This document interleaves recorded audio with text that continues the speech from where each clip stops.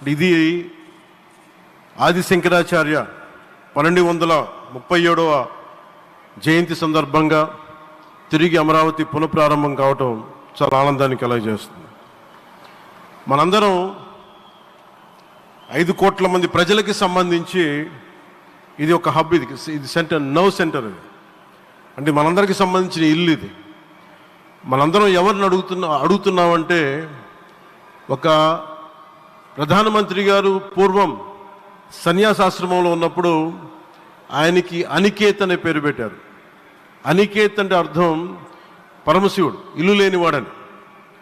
అలాంటి ఇల్లు లేనివాడు, కుటుంబం లేనివాడు 5 కోట్ల మంది కుటుంబాలకు, 5 కోట్ల మంది ప్రజల కోసం, ఎన్ని కోట్ల కుటుంబాల కోసం మనందరికీ రాజధానిలో ఒక నగరం నిర్మించడానికి, ఇల్లు నిర్మించుకోవడానికి ఇల్లు లేకుండా 140 కోట్ల మంది ప్రజల బాధ్యత తీసుకొని కశ్మీర్ నుంచి కన్యాకుమారి వరకు, అక్కడ కామాఖ్య నుంచి ద్వారకా వరకు ప్రపంచమే, మన దేశమే తన కుటుంబంగా చేసుకుంటూ ఈ భారతదేశమే తన ఇల్లుగా చేసుకొని తిరిగి పునఃప్రారంభానికి విచ్చేసిన గౌరవ ప్రధానమంత్రి శ్రీ నరేంద్ర మోదీ గారికి మనస్ఫూర్తిగా మన అందరి తరపున, ఆంధ్రప్రదేశ్ ప్రజలందరి తరపున, అమరావతి రైతాంగం తరపున, ఆడపడుచుల తరపున వారికి చేతులెత్తి హృదయపూర్వక నమస్కారాలు తెలియజేస్తున్నాను. దివిసీమ తుఫాన్ వచ్చి అందరి ఆశల్ని తుడిచిపెట్టేసినట్టు గత ప్రభుత్వం రాష్ట్రం మరియు అమరావతి భవిష్యత్తుని తుడిచిపెట్టేసింది. అమరావతి అంటే పరదాలు, సెక్షన్ 30, సెక్షన్ 144 మాత్రమే గుర్తుకొచ్చేలా పనిచేశారు. నువ్వు ధర్మం కోసం నిలబడితే ధర్మం నువ్వు నిలబడేలా చేస్తుంది అనే విధంగా ఆ రోజున అమరావతి రైతులు, రాష్ట్ర ప్రజలు ఈ ధర్మ యుద్ధంలో విజయం సాధించారు. రైతులు ఇచ్చిన 11,000 ఎకరాల భూమిని త్యాగం చేసి, వారి సంకల్పం 33,000 ఎకరాల భూమిని త్యాగం చేసి వారి సంకల్పం ఫలితంగా ఈ రోజున ఆంధ్రప్రదేశ్ రాజధాని ఆవిర్భవించింది. అమరావతి రాజధాని పనులు పునఃప్రారంభమవుతున్న ఈ శుభ సందర్భంలో ముందుగా రాజధాని నిర్మాణం కోసం స్వచ్ఛందంగా ముందుకొచ్చి తమ భూముల్ని, పొలాల్ని ప్రభుత్వానికి ఇచ్చిన అమరావతి ప్రాంత రైతులకు, మీ త్యాగానికి, గత 5 ఏళ్లుగా మీరు చేసిన పోరాటానికి శిరస్సు వంచి మీకు ధన్యవాదాలు తెలియజేస్తున్నాం. గత 5 ఏళ్లుగా రాజధాని నిర్మాణం నిలిచిపోయి రాజధాని తరలిపోతుందనే సమయంలో రోడ్ల మీదకు వచ్చి 5 కోట్ల ప్రజల తరపున రైతులు, మహిళలు, విద్యార్థులు చేసిన పోరాటం, మీరు పడిన అవమానాలు, మీపై పడిన గాయాలు ప్రతి ఒక్కటి మా మనసులో ఉంది. ఆ రోజున దివ్యాంగులను కూడా లాఠీ దెబ్బలు నా గుండెలు ఇంకా సజీవంగా ఉన్నాయి. ఆ బాధ మేము మర్చిపోలేదు, ఎవరిని మర్చిపోనివ్వలేదు. అందుకని దానికి సజీవ సాక్షి ఈ రోజున తిరిగి పునఃప్రారంభానికి గౌరవ ప్రధానమంత్రి గారు రాక, ఆ రోజున మహిళలు, విద్యార్థులు చేసిన పోరాటం, మీరు పడిన అవమానాలు, మీపై పడ్డ గాయాలు ప్రతి ఒక్కటి మనసులో ఉంది. మీ త్యాగాన్ని మేము మర్చిపోం. మీరు చేసిన త్యాగానికి జవాబుదారీగా ఉంటాం.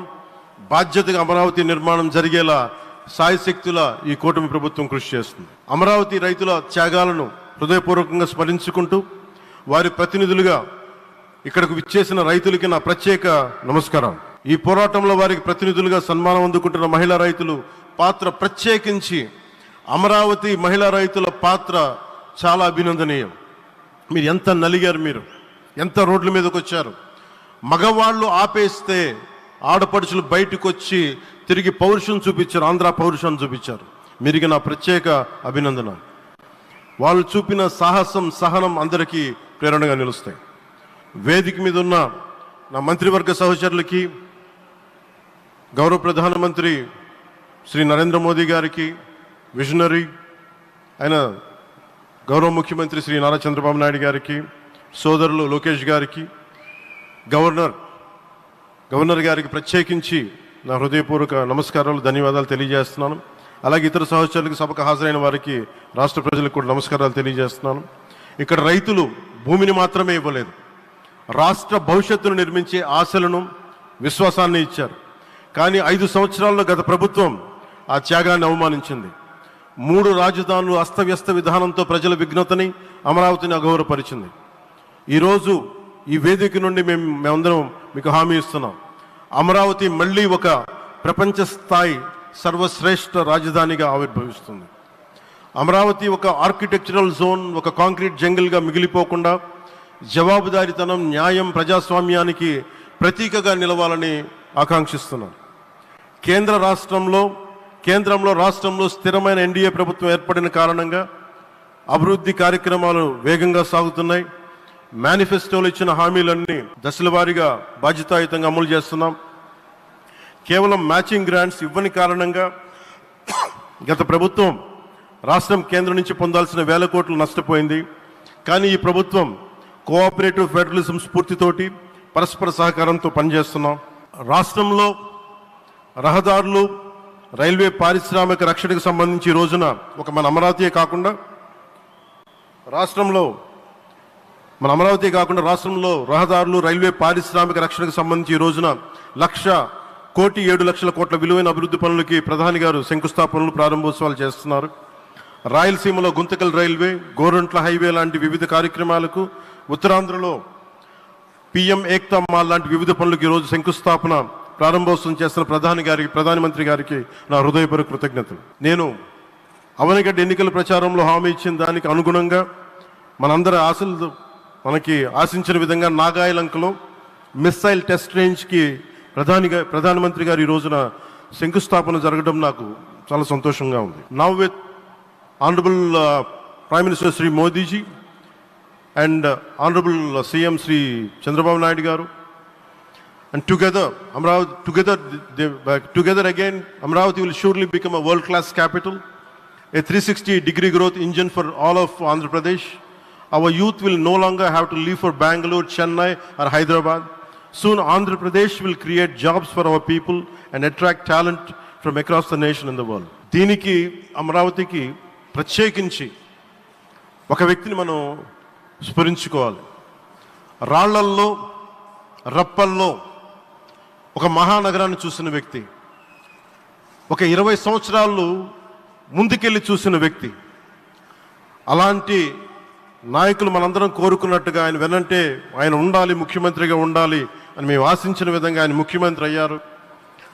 ఆయన సైబరాబాద్ అనే సిటీని ఎలా నిర్మించారో, ఎంత అద్భుతంగా రూపకల్పన చేశారో, అమరావతి అనే ఈ క్యాపిటల్ని కూడా ఆయన అపారమైన అనుభవంతో, ఆయన దక్షతతోటి, ఆయన గవర్నెన్స్ కేపబిలిటీ తోటి, అడ్మినిస్ట్రేటివ్ కెపాసిటీ తోటి ఇది అద్భుతమైన మహానగరంగా తీర్చిదిద్దుతుంది.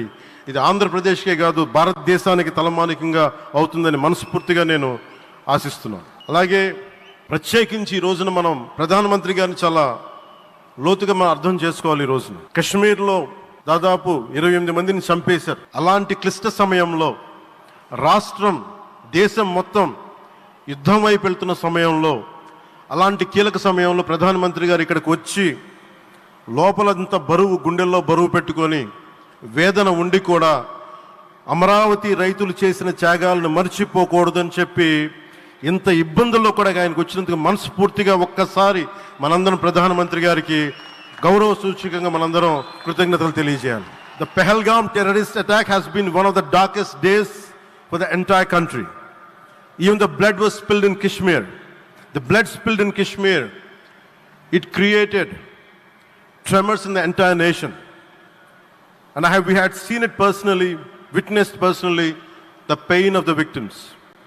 For the Honorable PM Modi ji, he is leading the country through these tough times, and he assured all the citizens with stern action against the perpetrators of terrorism. I know this is very sensitive time, and Modi ji is carrying the nation's burden. Amidst this tremendous difficult moment, Modi ji still gave time and came today to Amravati. This shows his deep commitment to Andhra Pradesh, to the people of Andhra Pradesh, and we are deeply grateful to you, sir. May Lord Bhavani, మన కనకదుర్గమ్మ ఆశీస్సులతోటి వారికి బలాన్ని ఇవ్వాలి, శక్తిని ఇవ్వాలి, మనందరం ప్రార్థిద్దాం. May Lord Bhavani Mata give immense strength to our Honorable Prime Minister Modi ji to lead our nation and bless Bharat, Andhra Pradesh and Amravati. Jai Bhavani, Jai Bharat and Jai Hind. మీకు గర్వకారణంగా నిలిచేటువంటి నాయకులు కొంతమంది ఉంటారు. ఆ కోవలోని వారే Shri Pawan sir వీళ్ళంతా.